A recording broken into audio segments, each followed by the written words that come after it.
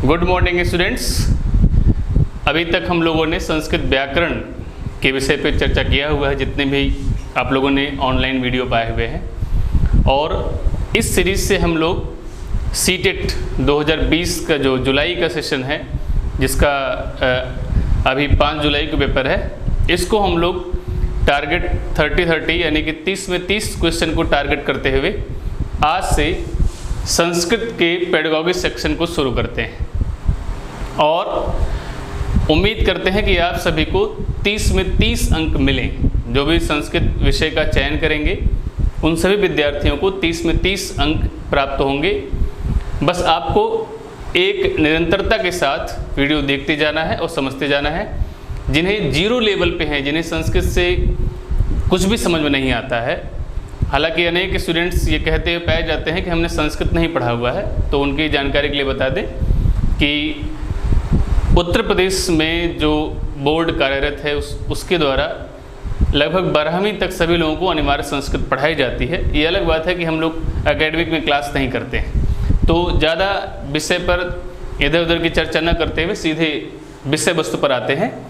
सबसे पहले हमने यहाँ पे सिलेबस डिनोट किया हुआ है कि संस्कृत में या पेडागॉजी सेक्शन में, शिक्षण में कौन कौन से सब्जेक्ट मैटर आप लोगों से पूछे जाते हैं। संस्कृत शिक्षण शास्त्राह यहाँ पर लिखा हुआ मिलेगा, जिसमें आप समझते हैं कि संस्कृत पेडागॉजी का सेक्शन कौन सा है और किस तरह से इसका पूरा सिस्टम है। तो संस्कृत शिक्षण शास्त्राह कहने से तात्पर्य है कि संस्कृत का शिक्षण किस प्रकार से किया जाए। आधुनिक दौर में जब संस्कृत लगभग डेप्थ में जाती हुई भाषा दिखाई पड़ रही है, जहाँ पर अधिकांश लोग इसमें रुचि नहीं लेते हैं और इसे एक बैकवर्ड या पिछड़ी हुई भाषा के रूप में देखते हैं, उस समय में हम संस्कृत के शिक्षण को कैसे बेहतर बनाएं, कैसे विद्यार्थियों को ज़्यादा समझा पाएं, कैसे चाइल्ड ओरिएंटेड एजुकेशन हो, कैसे चिल्ड्रंस को ज़्यादा अट्रैक्ट कर पाएँ, उन्हें आसानी से समझा पाएँ, यही विषय बताता है पेडागॉजी का सेक्शन, अर्थात शिक्षण का सेक्शन यही बताता है। तो सबसे पहले हम इसके फटाफट जो है सिलेबस पे चर्चा कर लेते हैं। 15 अंक, 30 में 15 अंक आपके यहाँ से निश्चित हो जाते हैं। और जो भी स्टूडेंट्स जिन्हें बिल्कुल डर लगता है वे सब बस केवल इनको देखते जाएं और आज के वीडियो से ही डर समाप्त होना शुरू हो जाएगा। और 15 में जो भी साथ साथ मेहनत करेंगे उन्हें हम गारंटी देते हैं कि लगभग 15 में 14 से 12 अंक वे हासिल करेंगे। और व्याकरण वाले जो पोर्शन है वहाँ तो आपने परफॉर्मेंस देखी हुई है, और जो नहीं देखे हैं वो देख लेंगे, अब आके क्लियर कर लेंगे। तो पहला जो संस्कृत शिक्षण शास्त्राह में पहला टॉपिक दिया गया है वह है संस्कृत भाषा शिक्षण विधेय, अर्थात संस्कृत भाषा के शिक्षण की कौन कौन सी विधियां हैं। यानी हम उन विधियों पे चर्चा करेंगे कि किन विधियों से प्राचीनतम काल से लेकर, जैसा कि आप सभी जानते हैं कि संस्कृत प्राचीन काल की भाषा से लेकर आधुनिक काल में भी इसकी प्रासंगिकता है। अगर प्रासंगिकता नहीं होती तो हमारे हिंदू मैथोलॉजी में मुख्य रूप से, चाहे आपको कुछ ना है, कितने बड़े भी आप अंग्रेज हों, लेकिन आपको मंत्रोच्चार संस्कृत में ही करना होता है। या तो आप किसी को वैदिक मंत्रों को पढ़ते हुए देखते हैं तो आपके अंदर जिज्ञासा आती है कि थोड़ा हमको भी आए। तो थोड़ा ना आए, ठीक ठाक समझ में आए, बेहतर हो जाए, अगर हम उससे थोड़ा परिचित हो जाएंगे तो वो बिल्कुल बेहतर हो जाएगा। तो किस प्रकार से प्राचीन काल से लेकर आधुनिक काल तक शिक्षण की विधियां रही हैं संस्कृत भाषा की, उसके बारे में पहला लेसन आपका है। और देखेंगे एक चीज़ सबसे महत्वपूर्ण जो है वह है संस्कृत भाषा, संस्कृत भाषा, संस्कृत शिक्षण, संस्कृत भाषा, संस्कृत शिक्षण। हर जगह संस्कृत भाषा का टर्म इस्तेमाल किया गया है। यानी हमारा पहला ही टॉपिक होगा भाषा, जिस पे हम आज ही चर्चा शुरू कर देंगे। दूसरा टॉपिक आपका है संस्कृत भाषा शिक्षण सिद्धांता है। संस्कृत भाषा शिक्षण सिद्धांता, शिक्षण के कौन कौन से सिद्धांत हैं उनके बारे में भी आपसे पूछा जाता है। तीसरा होता है संस्कृत शिक्षण अभिरुचि प्रश्नाः, अर्थात संस्कृत शिक्षण से संबंधित जो अभिरुचि के प्रश्न बनते हैं। अब आप कहेंगे अभिरुचि क्या है?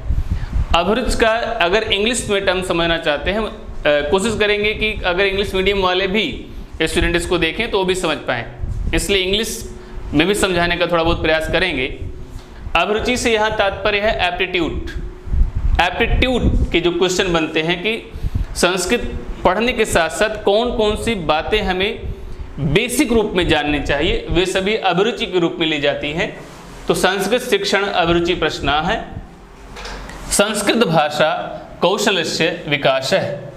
संस्कृत भाषा के कौशल का विकास, संस्कृत भाषा में किन किन कौशल का विकास होता है, और उनमें जिसे आप शार्ट में पढ़ते हैं, अलग अलग ट्रिक से पढ़ते हैं, श्रवणम, संभाषणम, पठनम, लेखनम च, अर्थात श्रवण, संभाषण, पठन और लेखन, अर्थात सुनना, बोलना, संभाषण करना, पठन यानी कि पढ़ाई करना, लेखनम अर्थात लिखना। अगला टॉपिक आपका होगा संस्कृत शिक्षणे अधिगम साधनानि। संस्कृत शिक्षण में अधिगम साधनों पे कौन सी चर्चा की गई है? अगला टॉपिक होगा संस्कृत शिक्षणे समस्त संप्रेषणस्य साधनानि। संस्कृत के शिक्षण में संप्रेषण के समस्त संप्रेषण के कौन कौन से साधन होते हैं? साधन का मतलब फैक्टर्स, फैक्टर्स का मतलब कौन कौन से कारक हैं। कारक को कहते हैं उपागम। अगर कुछ नहीं समझ में आ रहा है तो साधन का मतलब समझ लो कि हथियार। आपका कौन कौन सा साधन, इंस्ट्रूमेंट कौन कौन से हैं, उपकरण कौन कौन से हैं, किन उपकरणों के माध्यम से हम संस्कृत का संप्रेषण कर सकते हैं। संप्रेषण मतलब किसी के पास अपनी भाषा को प्रेषित कर सकते हैं, इसके बारे में है। और साथ में देखिए साफ साफ लिखा हुआ पाठ्य पुस्तकानि, मूल्यांकन संबंधी प्रश्न। पाठ्य पुस्तकानि अर्थात कौन कौन से पाठ्य पुस्तक, उसको किस प्रकार से पढ़ाया जाए, कौन कौन सी पाठ्य पुस्तक हैं, उनमें कौन से विषय दिए गए हैं, कौन कौन सी पाठ्य पुस्तक है, उसके लेखक कौन कौन से हैं। यानी कि पुस्तक और लेखक के भी क्वेश्चन आप लोगों से इस चैप्टर में किए जाते हैं, इस पूरे विषय में किए जाते हैं। मूल्यांकन संबंधी प्रश्न हैं, अर्थात मूल्यांकन से संबंधी प्रश्न। पुनः आगे दिया गया है उपचारात्मक शिक्षणम, उपचार संबंधी, इन पे भी चर्चा करेंगे। मौखिक और लिखित प्रश्नानाम प्रकारा है। सतत मूल्यांकनम, एक छोटा सा सिलेबस 15 अंक देकर जाता है, और हम कोशिश करेंगे कि बहुत ही संक्षिप्त तरीके से आप लोगों को एक बेहतरीन तरीके से पूरा का पूरा एक डाइजेस्टिव माहौल में पढ़ाने का प्रयास करें, जिससे प्रत्येक विद्यार्थी जो 5 जुलाई के लिए तैयार है 30 जून तक पूरा का पूरा सिलेबस कवर कर देंगे गारंटी के साथ। वो चाहे व्याकरण का हो और चाहे इस शिक्षण सिद्धांत का हो, पूरा का पूरा सिलेबस कवर करेंगे। तो ये आपका सिलेबस है, इसे आप लोग नोट डाउन कर लेंगे तो आपके लिए बेहतर रहेगा। अब आते हैं एक एक टॉपिक पर और चर्चा शुरू करते हैं। बस ये आपका सिलेबस है, सिलेबस जानना जरूरी है। सिलेबस उसी प्रकार से है जिस प्रकार से हम देखते हैं कि अगर आपको रास्ता ही ना पता हो और आपको मंजिल ही ना पता हो तो आप किधर जाएंगे। हम देखते हैं कि अधिकांश विद्यार्थी इस प्रकार के पाए जाते हैं कि तैयारी में तो लगे हुए हैं, लेकिन उनके पास कोई सिलेबस ही नहीं है। बस जो टीचर पढ़ाया जा रहा है उसी को पढ़े जा रहे हैं। आप इसे आराम से साइट पे जाकर निकाल के देख सकते हैं। यही पूरा का पूरा सिलेबस आपसे जुड़ा हुआ है और यहाँ से 15 अंक बनेंगे। तो देर नहीं करते हैं, सीधे टॉपिक पर आते हैं और हम लोग सीधे सबसे पहला टॉपिक जो हम लोगों का था संस्कृत शिक्षण विधेय है, अर्थात संस्कृत शिक्षण की विधियाँ कौन कौन सी हैं और भाषा क्या होती है, इन पे हम चर्चा शुरू करते हैं। सबसे पहले देखते हैं कि भाषा क्या है। अब दूसरा 2-3 टेंशन क्रिएट होते हैं। पहला चीज सीटेट संस्कृत में सबसे खास बात यह है कि जितने भी प्रश्न बनते हैं वे संस्कृत भाषा में होते हैं।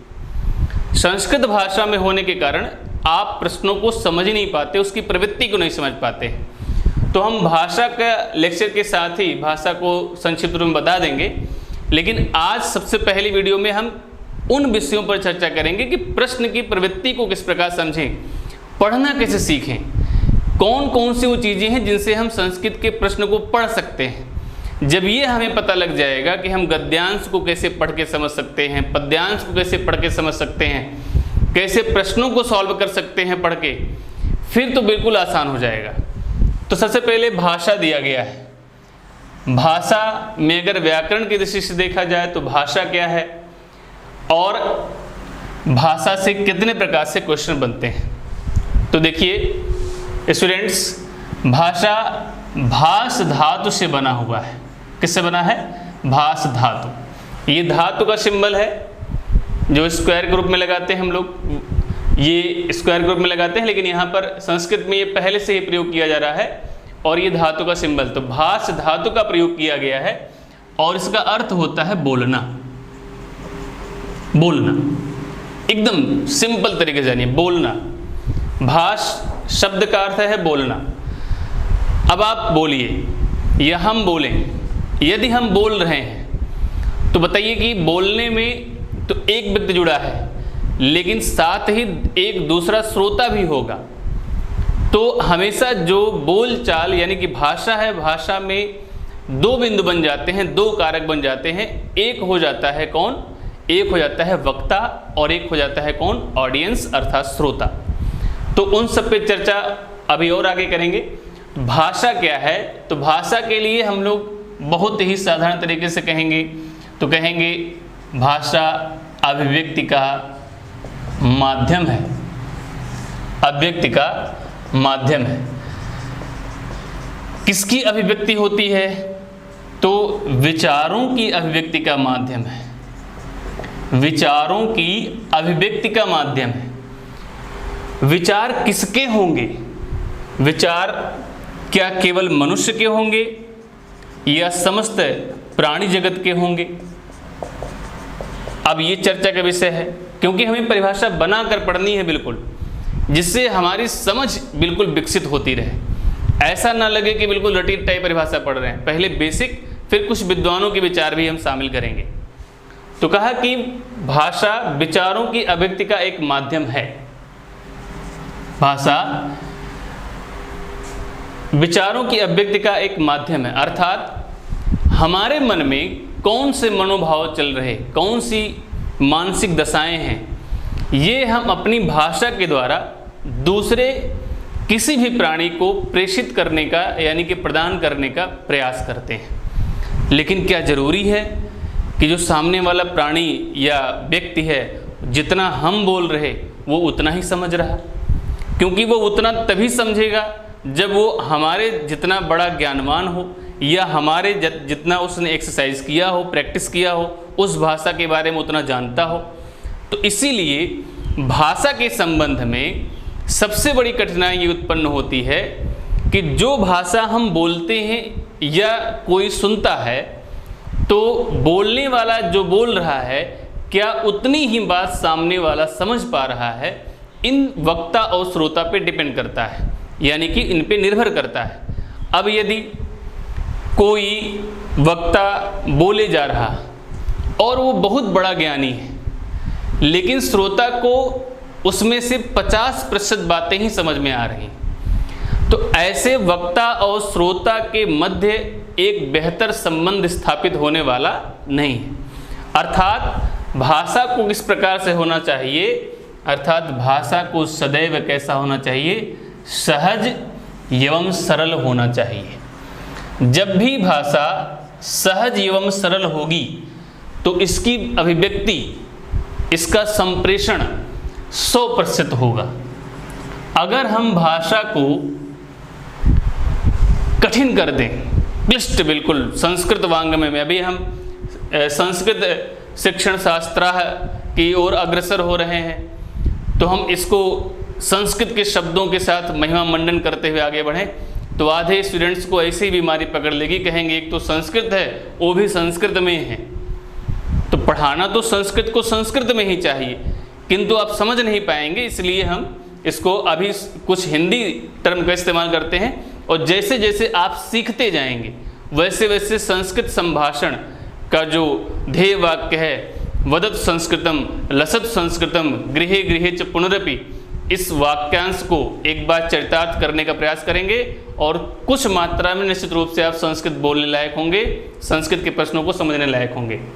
तो विचारों के अभित का माध्यम है सहज एवं सरल होनी चाहिए। मनुष्य के साथ साथ प्राणी जगत में विचारों के अभित का माध्यम है, केवल मनुष्य नहीं। क्या पशुओं का कोई समाज नहीं होता? समाज शास्त्र वाले निश्चित रूप से जानते हैं कि पशुओं का भी अपना समाज होता है, उनकी भी अपनी भाषा होती है। एक बंदर कुछ भी आवाज़ निकाल देता है तो सारे बंदर इकट्ठा हो जाते हैं, हम नहीं समझ पाते हैं लेकिन सारे बंदर समझ जाते हैं। तो सभी की अपनी अपनी भाषाएं हैं। किसी की भाषा लिपिबद्ध है, अर्थात उसके संकेत हमने बना दिए हैं, अर्थात उसके चिन्ह हमने बना दिए हैं, जिन चिन्हों के माध्यम से हम लेखन करके भाषा की अभिव्यक्ति को मजबूत कर देते हैं और स्ट्रॉन्ग कर देते हैं। तो प्राणी जगत के विचारों के माध्यम के रूप में प्रयोग की जाती है भाषा। भाषा कब से चल रही है? तो जब से मनुष्य नहीं, जब से इस धरा पर, इस ब्रह्मांड में जहाँ भी जीवन पाया गया होगा, जहाँ भी कोई प्राणी है, वे प्राणी निश्चित रूप से किसी न किसी भाषा से अपने विचारों का आदान प्रदान करते रहे होंगे। लेकिन जब मनुष्य ने इस भाषा का प्रयोग शुरू किया तो मनुष्य, आप जानते हैं, निरंतर प्रगतिशील होता है, निरंतर विकासवान होता है, लगातार विकास करता रहता है।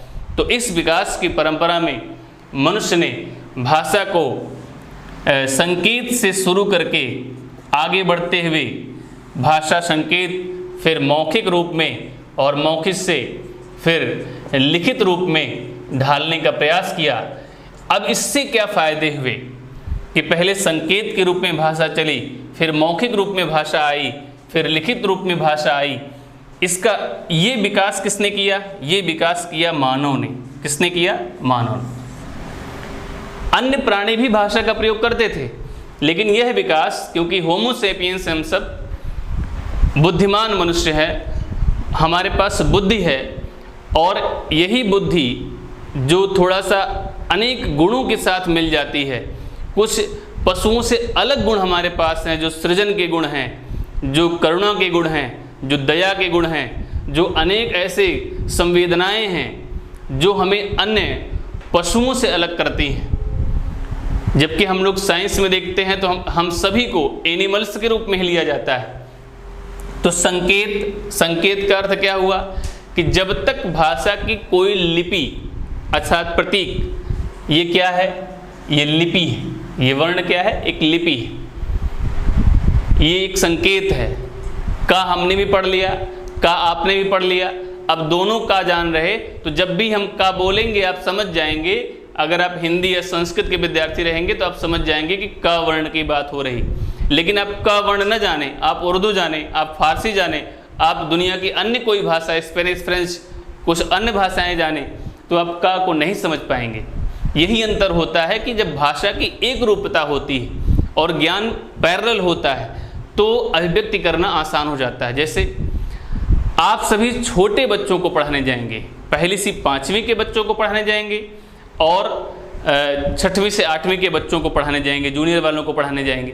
अब ऐसी स्थिति में आजकल बेरोजगारी के दौर में हम देखते हैं कि ज़रूरी नहीं है कि केवल BA किया हुआ लड़का या केवल BSc किया हुआ लड़का या केवल BCom किया हुआ लड़का, B.Ed BTC किया हुआ, केवल इतने तक ही शिक्षक बन रहे, ये ज़रूरी नहीं है। कई अच्छे PG किए हुए, कई ऐसे रिसर्च स्कॉलर भी बेरोजगारी के दौर में भारत में प्राइमरी शिक्षण की तरफ, प्राथमिक शिक्षा की ओर, जूनियर शिक्षा की ओर मूव हो रहे हैं। अब उनके जो ज्ञान का स्तर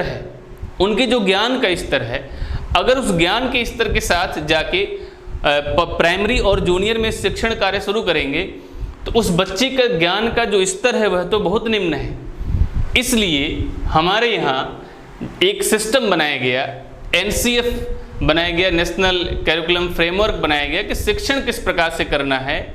राष्ट्रीय पाठ्यचर्या का सिस्टम बनाया गया, उसकी रूपरेखा बनाई गई, जिसकी शुरुआत 1975 से देखने को मिलती है और आज 2005 जो एस्पास शर्मा कमेटी की रिपोर्ट के आधार पे पूरा बना हुआ सिस्टम है 2005 का जो फॉलो होता है, उसी NCF के आधार पे ये सारे सिलेबस डिफाइन किए गए हैं कि हम इस तरह का शिक्षण प्रदान करें कि बच्चों को पूरी 100% बात समझ में आए, वो चाहे इंग्लिश भाषा की हो, चाहे संस्कृत भाषा की हो, चाहे हिंदी भाषा की हो, या किसी अन्य उर्दू फारसी भाषा की हो।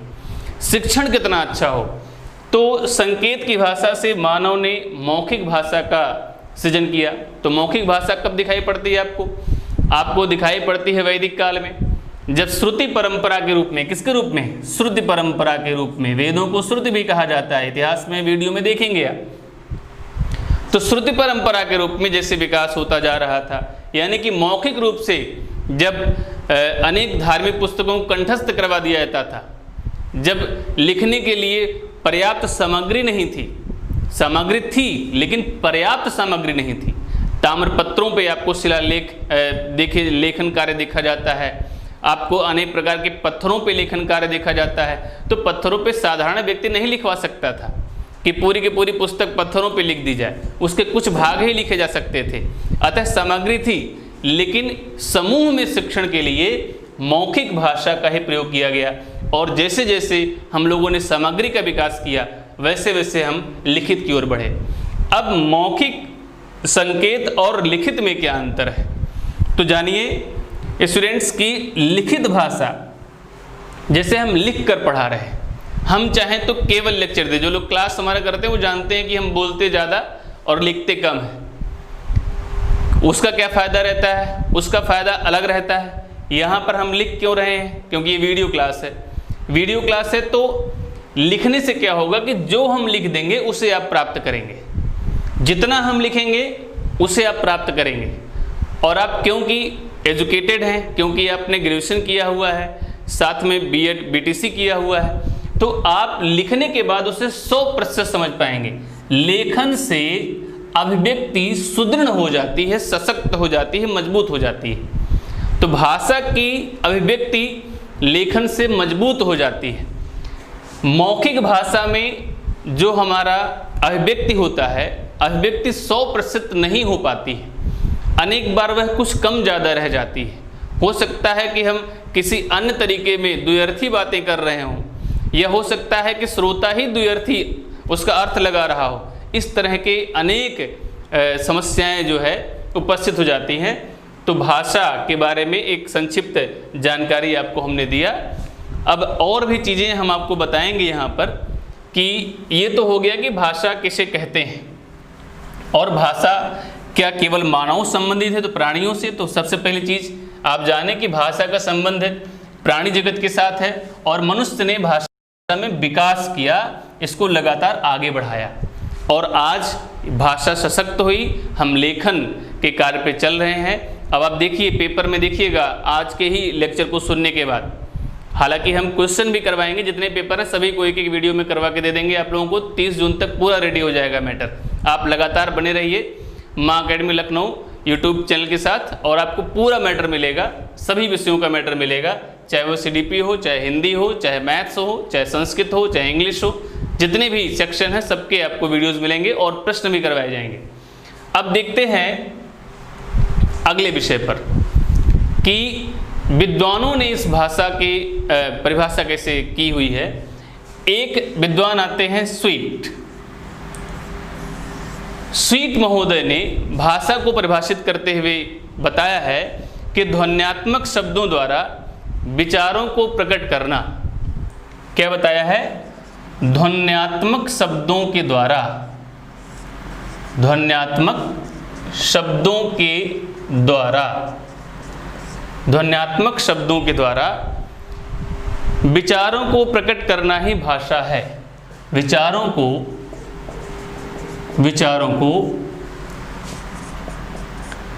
प्रकट करना ही भाषा है। दूसरे, भाषा पे सर्वमान्य जो तथ्य है, जो सबसे मान्यता प्राप्त बात है, वो क्या कही जाती है? तो कहते हैं कि सार्थक शब्दों का समूह ही भाषा है। इसे भी ले लेते हैं साथ में, जो सबसे मान्य सार्थक शब्दों का समूह ही भाषा है। दो परिभाषाएं हम आपको बता रहे हैं। संस्कृत में अगर आप सुनना चाहते हैं कि जरा सा संस्कृत में बताएं तो क्या लिखा है, सार्थक शब्दों का समूह ही भाषा है। तो सार्थक वर्णानाम समूह, सार्थक वर्णानाम, देखिए यहाँ बहुवचन में शब्दों का वर्णानाम समूह इति भाषा, जो सार्थक शब्दों का समूह है। जैसे कि हम बोलने में निरर्थक शब्दों का भी प्रयोग कर सकते हैं जो अर्थहीन होंगे, जो अलग प्रकार के अर्थ देंगे। तो सार्थकता होना अतीव आवश्यक है, महत आवश्यक है, बहुत आवश्यक है, ये आप जानते रहिए। सार्थक शब्दों का समूह ही भाषा है। अब भाषा में हम लोग बोलचाल की भाषा में जैसे ग्रामीण परिवेश में रहें या किसी जनजातीय परिवेश के लोगों को अगर आप देखें तो उनकी भाषा में अनेक प्रकार के संकेत और इशारेबाजी शामिल होती है। और जब हम एक एटिकेट मैनर में आते हैं तो देखते हैं कि भाषा का एक प्रारूप होता है, एक सिस्टम होता है, उससे चलती है। भाषा का अध्ययन करते हैं, भाषा को सिखाते हैं और इसी प्रकार से धीरे धीरे आगे बढ़ते हैं। तो ये सार्थक शब्दों का समूह ही भाषा है। इस परिभाषा को विशेष रूप से दिमाग में रखिए। आगे देखते हैं स्वीट महोदय ने क्या कहा। इन्होंने कहा कि ध्वन्यात्मक शब्दों के द्वारा विचारों को प्रकट करना ही भाषा है। अब भाई देखिए, जितने भी विद्वान होंगे उनकी भाषा खुद इतनी कठिन होती है कि वह स्टूडेंट्स के दिमाग में नहीं बन पाती। इन्होंने एक शब्द दे दिया ध्वन्यात्मक, तो आपको लगेगा कि विद्वान किताबें इसलिए लिखते हैं कि समझ में ना आए, ध्वन्यात्मक क्यों कह रहे हैं। तो आपको बताएं, संस्कृत जगत में एक प्रसिद्ध पुस्तक है जिसका नाम है ध्वन्यालोक। जानते रहिए, साथ साथ बताते रहते हैं, क्या नाम है, ध्वन्यालोक। और इस पुस्तक के लेखक हैं आचार्य आनंदवर्धन। इसके लेखक कौन है, आचार्य आनंदवर्धन। ध्वन्यालोक में क्या बताया गया, इसमें वर्णों के बारे में बताया गया कि वर्ण में, और वर्णों को ही ध्वनि कहा गया, क्योंकि जब किसी भाषा को हम सबसे पहले प्रयोग करते हैं तो ध्वनि के रूप में प्रयोग करते हैं, अर्थात बोलते हैं, स्वर हमारा निकलता है, आवाज़ निकलती है, साउंड निकलता है। तो इसलिए ध्वनि यहाँ पर प्रयोग किया है। तो कहा ध्वन्यात्मक, अर्थात जो साउंड्स हैं हमारे। तो ध्वन्यात्मक शब्दों के द्वारा विचारों को प्रकट करना ही भाषा है। अर्थात जब हम बोलकर, यानी कि साउंड के साथ और साउंड के द्वारा जो है शब्दों के द्वारा विचारों को प्रकट करते हैं तो वो भाषा है। तो ध्वनि का अर्थ यहाँ, ध्वन्यात्मक अर्थ केवल ध्वनि से है, साउंड से है, ऐसा कहने का प्रयास किया है स्वीट महोदय ने। तो कभी कभी जो है आप लोगों से पूछ लिया जाता है कि सीधे विद्वानों की परिभाषा पूछ जाती है कि यह परिभाषा किसने दिया है। तो सबसे महत्वपूर्ण परिभाषा ये थी, इस पर हमने चर्चा कर लिया है, आप लोगों को इससे लाभ मिलेगा। तो ये तो भाषा के विषय में जानकारियाँ हैं। भाषा से संबंधित अगर हम लोग सीखना चाहें तो भाषा पे एक लंबा वीडियो बन सकता है और अच्छी खासी समझ हमारी बन सकती है कि भाषा की शुरुआत कैसे हुई, भाषा कहाँ से आई, किस प्रकार से आगे बढ़ती रही, कैसे कैसे इसका विकास होता गया। तो उन बहुत से बिंदुओं पर हम चर्चा को संक्षेप में करते हुए आपको बताते हैं कि भाषा की शुरुआत सर्वप्रथम संकेत के रूप में हुई, अर्थात इशारों के रूप में हुई। आज भी हम अनेक प्रकार के संकेतों के द्वारा भाषा को जानने का प्रयास करते हैं। जैसे कहेंगे आप उदाहरण के माध्यम से बताइए। तो पहली चीज़ तो हम लोगों की आज भी बोलचाल की भाषा के अतिरिक्त दोस्तों मित्रों में आप देखते होंगे कि बिना बोले भी बहुत सी बातें हो जाती हैं। क्लास में पढ़ाते समय ये अक्सर दिखाई पड़ता है कि स्टूडेंट बोलते नहीं हैं लेकिन वो अंदर ही अंदर मुस्कुराते रहते हैं। तो यहाँ इसका मतलब भाषा का संचार हो रहा है और वो समझते हैं गुरुए जी नहीं समझ रहे। तो ठीक बात है, जिस तरह से समझना समझ रहे, अपने अपने सबके टैलेंट हैं। तो संकेत के रूप में शुरुआत हुआ। संकेत से कहाँ बढ़े, मौखिक भाषा की ओर, और मौखिक भाषा के बाद हम लोग कहाँ पहुँचे, लिखित भाषा की तरफ पहुँचे। इतना प्रसार अगर हम लोगों के दिमाग में रहेगा तो कोई समस्या नहीं आएगी। दूसरा शुरू होता है कि जब बालक अवस्था में होते हैं, बिल्कुल शैशव अवस्था जब होती है बच्चों की, उस समय किस प्रकार से, अब जानते हैं कि आज के दिन में संस्कृत हमारी मातृभाषा नहीं है। हालांकि कर्नाटका आदि के कुछ गांव ऐसे हैं जहां पर आज भी संस्कृत मातृभाषा है, पूरा का पूरा गांव संस्कृत ही बोलता है। और आज देख रहे होंगे, आज तो अमेरिका में भी अनेक प्रकार के शांति पाठ चल रहे हैं। अलग अलग देशों में जो है संस्कृत भाषा को महत्व दिया जा रहा है, वेद पाठी बन रहे हैं लोग। ठीक है, भारत अपनी परंपराओं को छोड़ता जा रहा है, वो तो धीरे धीरे समझ में आ जाएगा, कोई ज़रूरत नहीं है। धरती गोल है, घूम के फिर वहीं आ जाती है। एक बार शहरीकरण किया और घूम के देखिए आजकल क्या हो रहा है। आज ग्राम की बातें होना शुरू हो गई हैं कि गांव में रोजगार मिले, गांव का विकास हो, ग्रामीण सभ्यता। अब देखिए सारे के सारे मजदूर गांव की तरफ पहुंच गए। तो धरती गोल है, ये पहुंच जाते हैं, फिर से घूम के वहीं पहुंच जाते हैं। जरा देखते हैं कि शैशवावस्था से, यानी कि बिल्कुल छोटे स्तर से बालक भाषा को किस प्रकार सीखता है। यहाँ से भी क्वेश्चन बन जाते हैं। संस्कृत में भी सब चीज़ों को बताएंगे, आप टेंशन न करिएगा। देखिए, एक बालक है छोटा सा, अब कंडीशंस के हिसाब से मातृभाषा, प्रथम भाषा, द्वितीय भाषा बनती हैं। कंडीशंस, इसको जानते हैं। कंडीशन मतलब दशाएं, परिस्थितियाँ कैसे।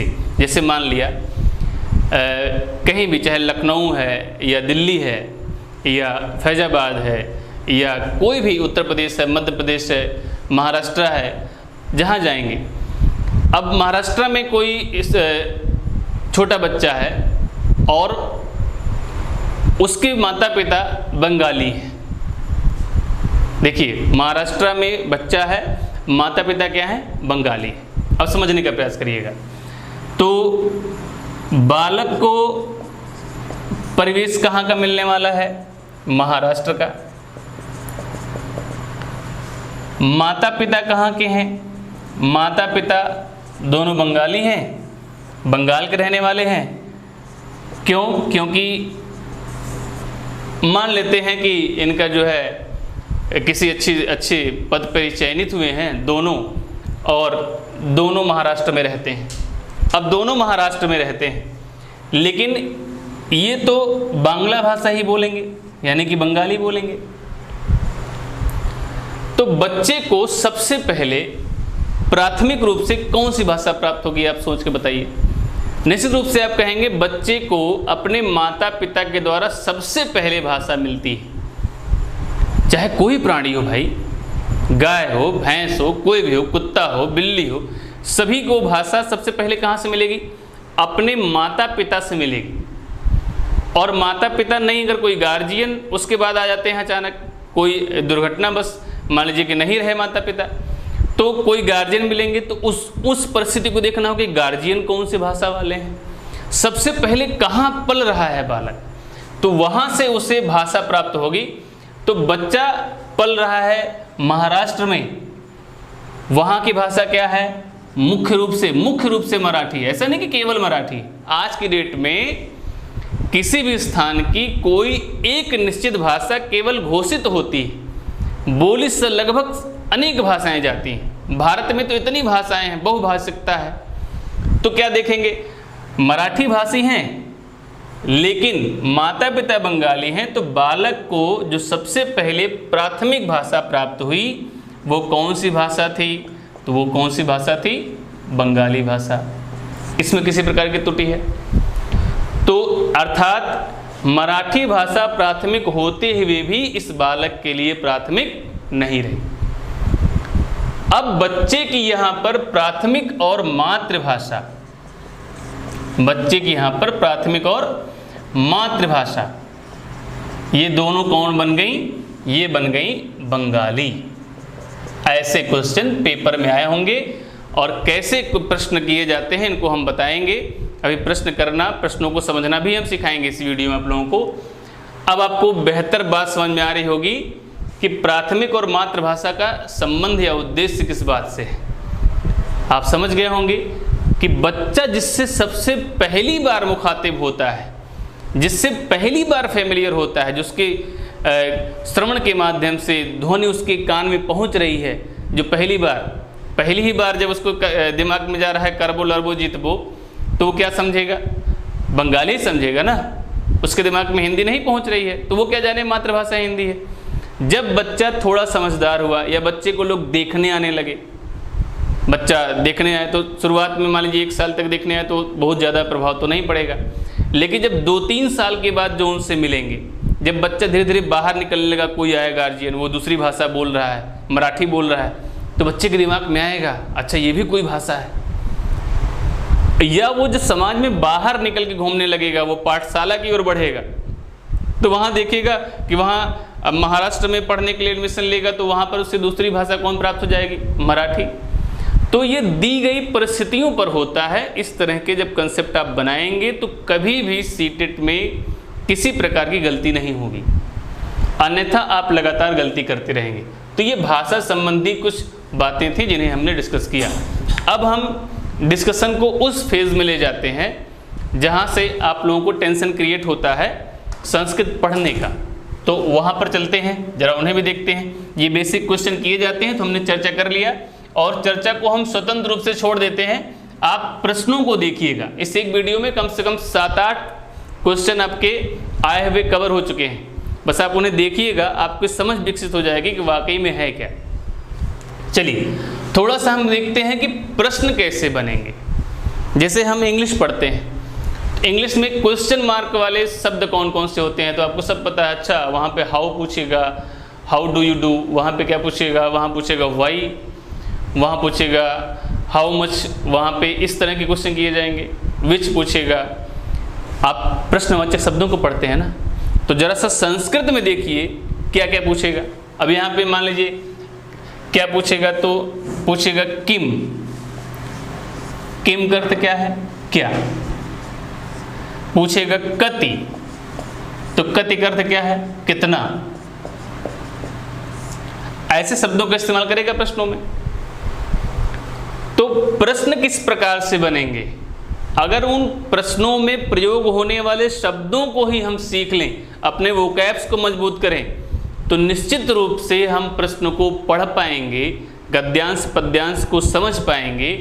इसलिए सबसे पहले हमें यह आना चाहिए। तो हम कुछ शब्दों को लिख देते हैं जो साधारण रूप से हैं, उन्हें तत्काल आप लोग नोटिफाइड कर लें, जिससे आप लोगों को पढ़ने में आसानी हो। जैसे ईश है,